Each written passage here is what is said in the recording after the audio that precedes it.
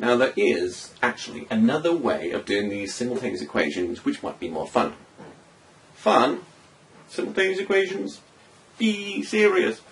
That's actually quite good fun. What we do is, where we have this equation and this equation, instead of taking this equation, finding out what y is, and taking this equation, finding out what y is, so if y equals yada y and y equals yada y, we get the yada y and the yada y's together, working out what the x is, putting the x back into the equation, finding out what the y is, which will always work for you.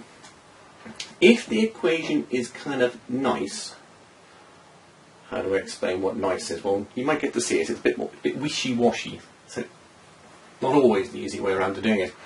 But basically what you can do is get these two equations, mess around with these two equations, such that they have the same number of either x's or y's.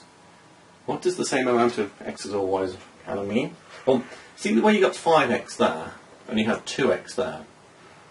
If I multiply this equation by 2, so I have 10x plus 6y equals 29 times 2, which is 58, and I multiply this equation by 5, so I have 10x plus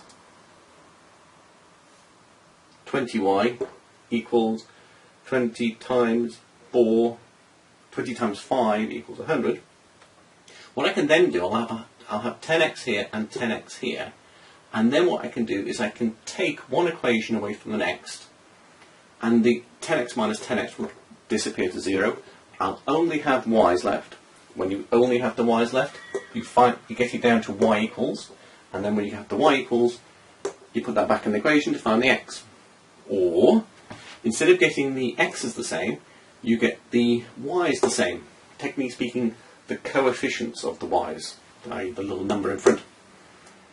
So, here we'd probably have to multiply that by 4 and that by 3 to get 12y, and you'll multiply the whole equation by 4 and the whole equation by 3, and then you'll have 12y here, 12y there. You'll take one equation away from the next to leave x's, work out what x equals on its own, put it back in the equation and get a y. Let's do that now by trying to match up the x's. Okay, so I'll take the first equation, and where it says 5x plus 3y equals 29, it now says you're going to multiply everything by 2, and I'll call it equation 1, so we don't lose track of them. Equation 1 becomes 10x, 2 times 3 is 6y, equals 2 times 29 is 58. Equation 2 is multiply this by 5 in order to get to this 10x. That's what we're after. So that's not a minus sign, that's just kind of like a dash. So this is equation 1 and equation 2. So the equation starts there. And I'm multiplying by 5, I keep forgetting. 5 times 4y is 20y, and 20 times 5 is 100. So if I now do this equation minus that equation, 10x minus 10x is nothing, completely disappeared. 6x minus 20y is, oh wait a minute, if I do it this way around, I'll have a minus, what will I have, minus 14y here, and I'll have 58 minus 100, which will give me a minus number there. So instead of taking this equation minus that equation, if I, in my head, and do it the other way around, if I say this minus that, that will give me a positive y here of 14y, and a positive number of whatever 100 minus 58, and I'm probably delaying here while I work that out in my head. So here we go. Get your calculator ready if you want to. 20y minus 6y is 14y, and 58, 2 will make 60, so it'll be 42. So 14y equals 42, 1y equals, have a look in your calculator, 3. Then what we do is we put that y equals 3 into either that equation or that equation to find out what the x is.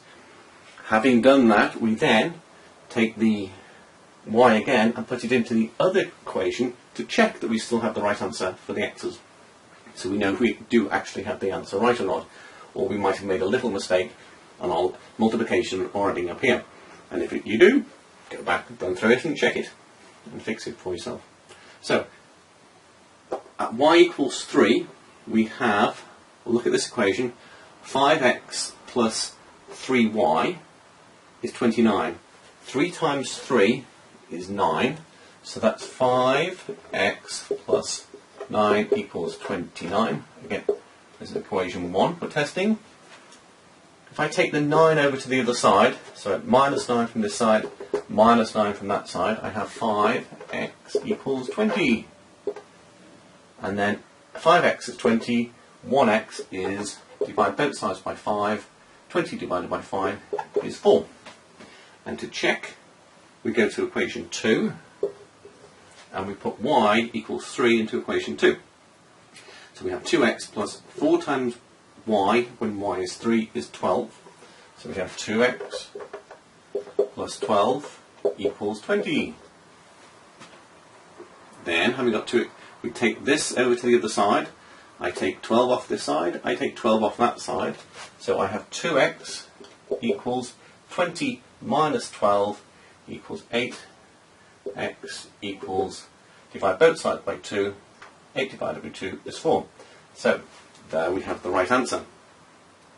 Now sometimes in these simultaneous equations it might be nice and easy to do this technique, because in this equation we have to multiply this by 2 and then we'll have to multiply that by 5.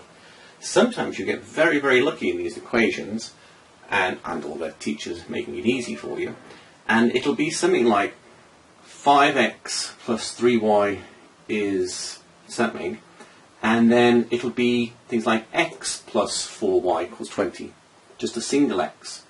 And that means all you have to do to get these two x's the same is multiply one equation by 5.